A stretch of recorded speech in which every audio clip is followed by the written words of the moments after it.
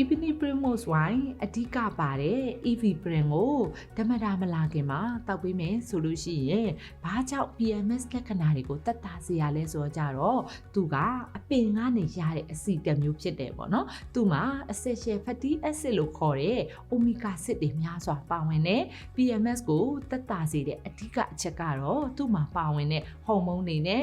ဟော်မုန်းနဲ့တူတဲ့အရာတွေကြောင့်မလို့ပဲဖြစ်တယ်အမျိုးသမီးတွေအတွက်တော်တော်လေးအကျိုးပြုတဲ့အဆီတစ်မျိုးဖြစ်တယ်ဓမ္မတာလာရင်လည်းဒီမလာခင်ပါပေါ့နော်ခံစားရတာတွေကိုတက်တာစေရုံမကဘူးအသက်ကြီးပိုင်းအမျိုးသမီးတွေမှာပေါ့နော်သွေးဆုံးမတိုင်ခင်ခံစားရတာတွေကိုပါတက်တာစေတဲ့အစွမ်းတက်သည့်ရှိတယ်ဒါအပြင်စကင်းအတွက်လည်းကောင်းစေတယ်ပေါ့နော်နှင်းကူတို့ဝက်ချမ်းတို့အရေပြားနီးရဲတာ၆တွေ့တာတွေကိုလည်းတက်တာစေတယ်သူ့မှာအယောင်ကျစေတဲ့အာနိသင်ရှိတော့ကြတော့ပေါ့နော်စကင်းနေမကပဲနဲ့ဒီအယိုးအစ်စ်တွေရောင်ရမ်းတာတွေကိုပါတက်တာစေတယ် PMS လက္ခဏာတွေကတစ်ခုဖြစ်တဲ့ဓမ္မတာမတိုင်ခင်ဝက်ချံပေါက်တတ်တဲ့သူတွေမှာဆိုလို့ရှိရင်ဒီ EV brand ကိုပေါ့နော်နေ့စဉ်ပုံမှန်လေးတောက်ပေးမယ်ဆိုလို့ရှိရင်ဝက်ချံဖြစ်တာကိုလျော့လာပြီးတော့ပေါ့နော်တက်တာလာတာကိုတွေ့ရှိရပါတယ်